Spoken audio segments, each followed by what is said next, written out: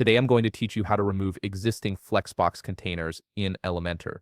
This is a useful skill when you're restructuring your page layout or cleaning up elements you no longer need. Let's walk through the process step by step. First, you'll need to open the page in the Elementor editor. To do this, navigate to Pages, then click on All Pages. Once you're there, hover over the page you want to edit and you'll see several options appear. Click on Edit with Elementor. This will launch the visual editor where you can make changes to your page structure. Now that you're in the Elementor editor, locate the container you want to remove.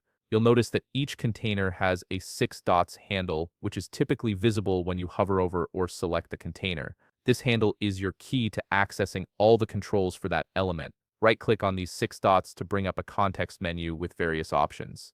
From the context menu that appears, select Delete. This action will immediately remove the container from your page. It's a straightforward process, but make sure you're deleting the right container, as this action removes the element and everything inside it.